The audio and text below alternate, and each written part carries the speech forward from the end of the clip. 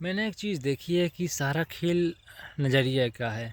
हर व्यक्ति का अपना एक व्यक्तित्व है, हर व्यक्ति का अपना एक स्वभाव है, हर व्यक्ति अपने स्वभाव के अनुसार जीता है। आपने देखा ही होगा हर व्यक्ति का अपना एक अलग एटीट्यूड है।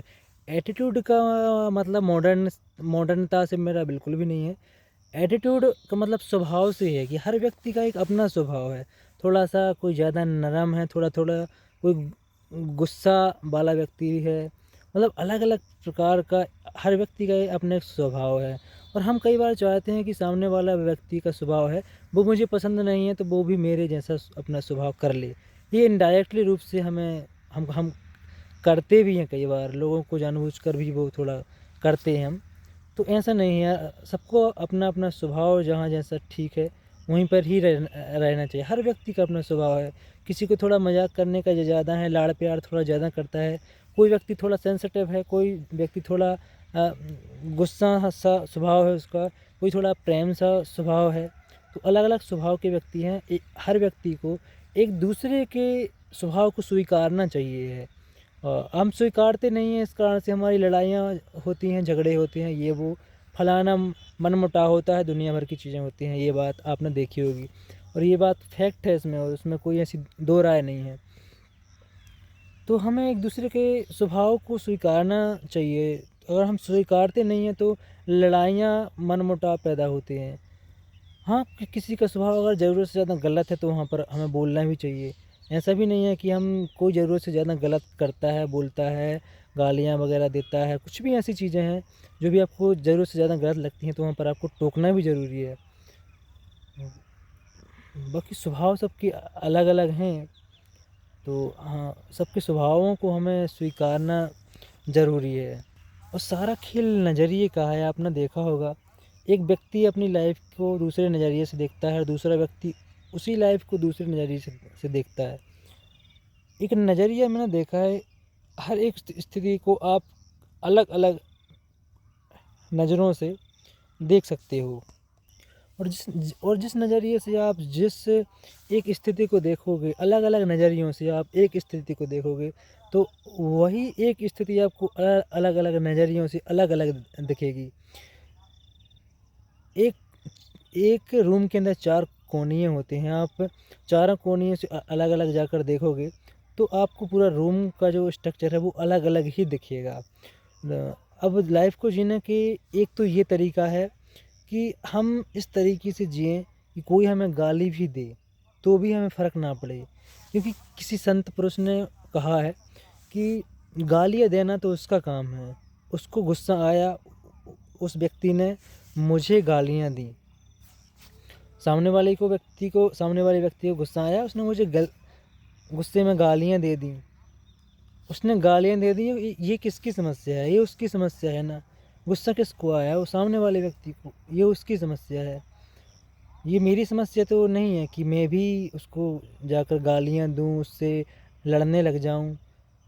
तो ये एक मैं नज़रिए की बात कर रहा हूँ। मैंने आपसे अभी कहा कि ये पहला नज़रिया हो सकता है कि कोई भी व्यक्ति आपको गाली दे, चाहे कई बार मार भी दे, तो फिर भी हम शांत रह जाएँ। ये कितनी बड़ी चीज़ होगी।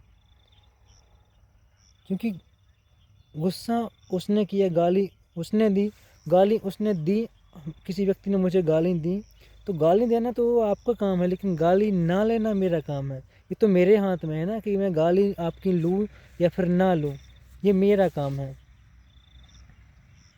तो ये मेरे कंट्रोल में है और ये कंट्रोल किसी दूसरे व्यक्ति को देना नहीं चाहिए कि कोई भी आपको गालियाँ दे तो आप बिल्कुल निराश हो जाएँ। कोई आपको 2 गालियाँ दें तो आप उसको 4 गालियाँ दें। तो ये एक नज़रिया हो सकता है हमारे जीने का कि अगर हम इस तरीके से को ढाल लें कि कोई हमें गाली में दे फिर भी हमें फ़र्क ना पड़े। मतलब फ़र्क मतलब कि किसी ने गाली दी, अब सामने वाले ने गाली दे दी, हमने गाली ली ही नहीं उसकी गाली। अगर हम गाली उसकी लेंगे ही नहीं तो उसकी गाली उसी को ट्रांसफ़र हो जाएँगी ना। तो ये भी नज़रिया हो सकता है लाइफ़ को जीने का। और दूसरा तरीका ये भी हो सकता है कि भाई किसी ने हमें गालियाँ दी और भाई आत्मसम्मान पर कोई ठेस पहुँचाएगा, तो हम समाज में रहते हैं, तो हमें भी उससे बोलना चाहिए, हमें झुकना नहीं चाहिए। एक ये भी एक नज़रिया हो सकता है जीने का। और कई लोग इसी नज़रिए से जीते हैं, और कई लोग पहले वाले नज़रिए से जीते हैं कि कोई मुझे गाली दे। वो सही भी बात है भाई, कोई सामने वाला यार गुस्से में गाली दे भी रहा है तो ये उसकी गलती है ना, मेरी क्या गलती है? मैं उसकी गालियों को एक्सेप्ट कर ही नहीं रहा हूँ, मुझे उसकी गालियाँ चाहिए ही नहीं है, मैं उसकी गालियों को स्वीकार ही नहीं कर रहा हूँ। ये भी नज़रिया, तो दो नज़रिए की मैंने अभी बात करी आपसे। एक तो ये है कि कोई गाली दे तो हम उसकी गाली को स्वीकार ना करें, और दूसरा ये कि वो हमें गाली देता है तो हमें उसका रिप्लाई देना चाहिए, क्योंकि हम समाज में रहते हैं और एक समाज के कुछ छोटे छोटे से नियम हैं। तो किसी और के आत्मसम्मान पर हमारे कोई आत्मसम्मान पर अगर ठेस ठेस पहुँचाए, हमसे गलत बोले तो हमें वहाँ पर एक्शन लेना चाहिए। ये भी बात बिल्कुल सही है। और भी नज़रिया हो सकते हैं, और नज़रिए हो सकते हैं। तो अलग अलग नज़रिए हैं लाइफ को देखने के। आप किस नज़रिए से देखते हो, आपका क्या व्यक्तित्व है, आप किस नज़रिए से अपनी लाइफ को जीते हैं, वो आपके ऊपर निर्भर करता है।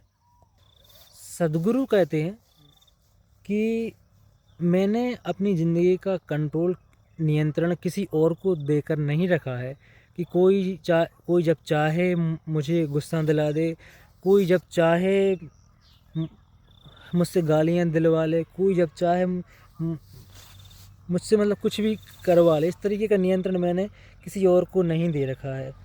ये भी नज़रिया है कि गाली यार मतलब सामने वाले ने दी, गुस्सा आया उसको, आग बबूला तो बोरा हो रहा है, लेकिन कई बार हम अपने आप को वो कर लेते हैं कि यार मुझे उसने गाली कैसे दी।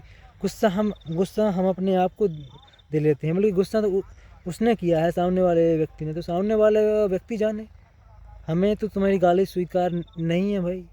भाई तुम हमें ज़बरदस्ती थोड़ी कर सकते हो कि मेरी गालियाँ आप ले ही लो।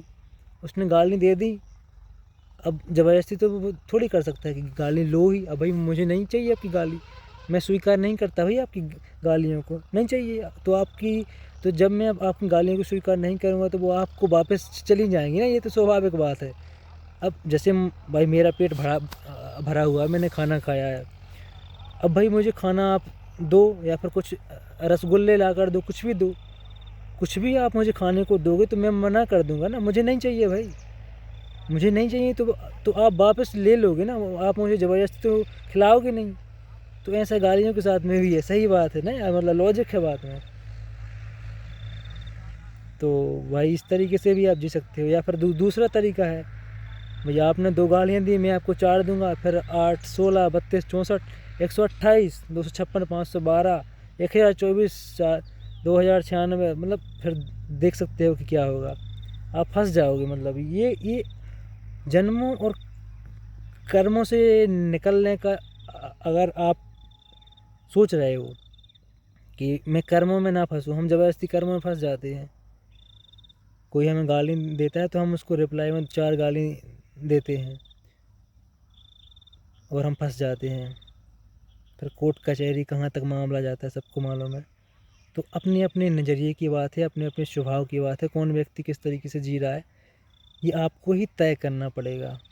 और आपको दूसरे के स्वभाव को स्वीकारना भी चाहिए, वरना लड़ाई झगड़े होने ही होने। आपकी शादी भी हो जाएगी तो आपकी वाइफ के साथ में फिर लड़ाइयाँ होंगी, क्योंकि आप स्वीकारते नहीं हो।